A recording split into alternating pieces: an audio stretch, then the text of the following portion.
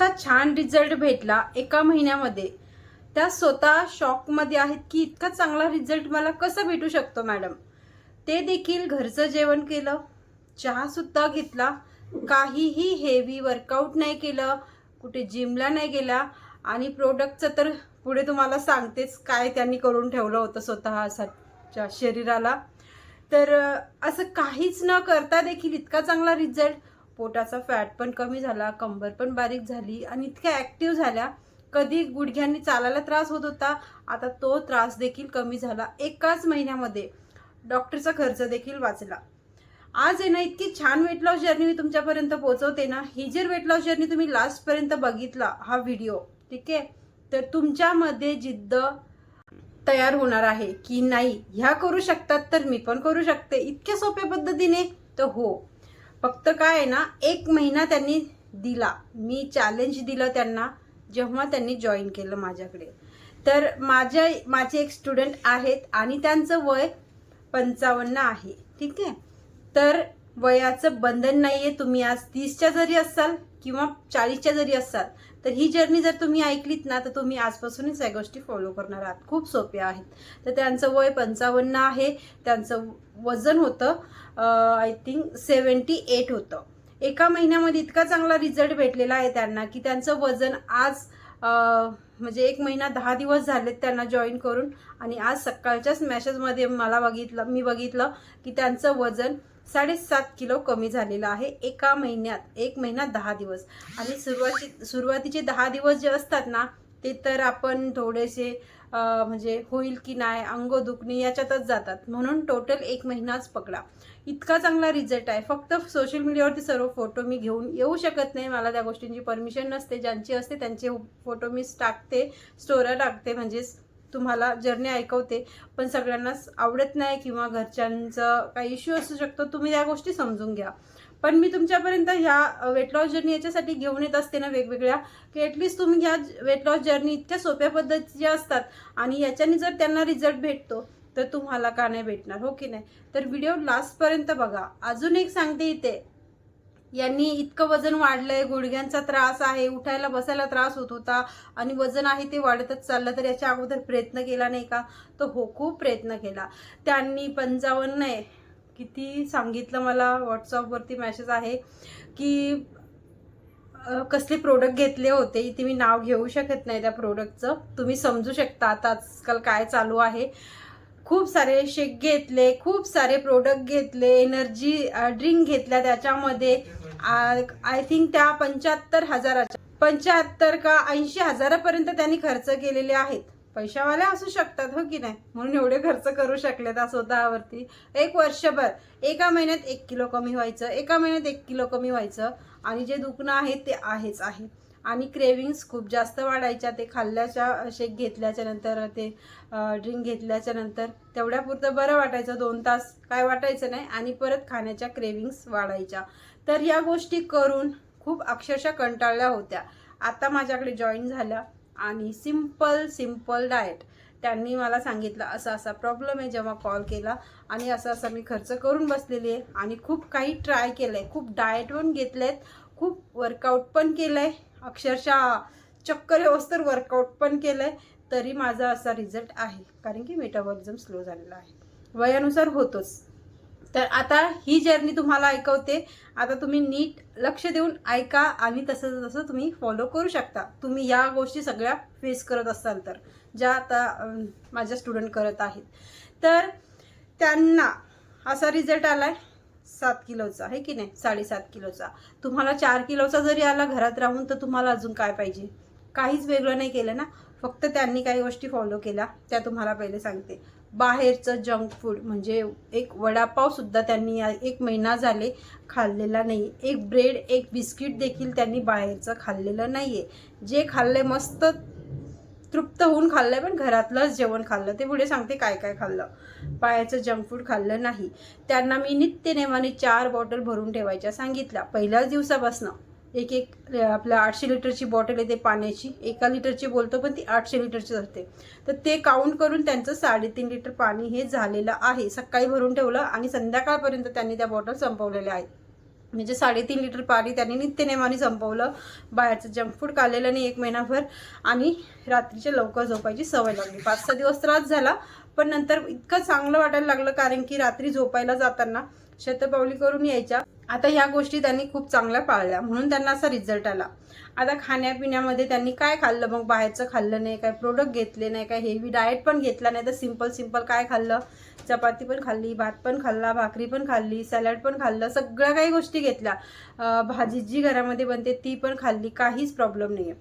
सकाळी उठल्याबरोबर नियम म्हणजे नियमच पाळलेला आहे. जर तुम्ही असे नियम पाळले तर तुम्हाला पण असाच रिझल्ट येऊ शकतो. बघा, डॉक्टरचा खर्च वाचवायचा असेल, महागडे प्रोडक्ट घेऊन कंटाळलेला असाल, तर तुम्ही ह्या सिंपल गोष्टी करूनच तुम्ही रिझल्ट घ्या. येतो रिझल्ट, नक्की येतो. जर आपण कन्सिस्टन्सी ठेवली तर रिझल्ट नक्कीच येतो. आता इथे काय करायचं आहे, सकाळी उठल्याबरोबर त्यांनी 2 ग्लास गरम पाणी घेतलेलं आहे. त्यांना लिंबू सहन होत नव्हतं, ॲसिडिटीचा त्रास आहे वजन असल्यामुळे, तर 2 ग्लास फक्त गरम पाणी घेतलेलं आहे. जसं जमेल तसं, कधी गरम घेतलं, कधी कोमट घेतलं, पण घेतलं. थंड पाणी, फ्रीजचं पाणी, उठल्याबरोबर चहा घ्यायची सवय, या सगळ्या गोष्टी बंद. उठल्याबरोबर 2 ग्लास पाणी, 1 ग्लास पण नाही, 2 ग्लास पाणी. 2 ग्लास पाणी पिऊन झाल्याच्या नंतर वॉशरूमला वगैरे त्यांचं 15-20 मिनिटाचं रुटीन असेल ते आवरलं. 5:30 वाजता ब्लॅक कॉफी घेऊन त्या जॉईन झाल्या बॅचमध्ये. 5:30 ते 6:30ची पहिली बॅच, आणि त्या पहिल्या बॅचमध्येच त्यांनी योगा केला. तर त्याच्यामध्ये त्यांनी जसं जमेल बॉडीला तसंच सांगितलं मी त्यांना. सूक्ष्म व्यायाम तर त्यांनी केलेलेच आहेत, ते इझी होतात, त्यांच्या बॉडीने सहन केलं. सूक्ष्म व्यायाम केले, काही वेगवेगळे योगासनं द्यायची त्यांना मी करायला, कधी कार्डिओ पण घ्यायची मी त्यांचे. सूर्यनमस्कार त्यांना कधीच केलेला नव्हता, आज त्या 10 सूर्यनमस्कार आरामात करतात, आणि त्यांच्यासाठी खूप मोठी गोष्ट आहे ती, आणि खूप खुश होऊन सांगतात की मी 10 सूर्यनमस्कार केले मॅडम, खूप हॅप्पी राहतात. या गोष्टी त्यांनी केल्या. कधी कार्डिओ केलं, कधी मेडिटेशन. त्यांना मी कधी जास्त दुसऱ्यांना काही हेवी वर्कआउट असेल तर, म्हणजेच बॉटल डंबल्सच्या एक्सरसाइज असतील तर त्यांना नाही जमल्या, तर मी त्यांना सांगायची की तुम्ही आता मेडिटेशन करा, प्राणायाम करा. तर त्यांनी 5-6 मिनटं त्या गोष्टी केल्या, आमचं होतं. या गोष्टी त्यांनी केल्या, सिंपल बसून, काही उभं राहून, अशा प्रॅक्टिस केल्या 1 तासभर रोज केला. 1 महिना झाला, 1 महिना 10 दिवस झाले रोज करत आहेत, 1 दिवस पण सुट्टी घेतलेली नाही आहे. आता हे झाल्याच्या नंतर नॉर्मल आपलं पाणी पिलं, ठीक आहे. थोडंसं बॉडी थकलेली असतेच, तर 1-2 ग्लास साधं पाणी पिलं मटक्यातलं, आणि त्याच्यानंतर त्यांचा ब्रेकफास्ट येतो.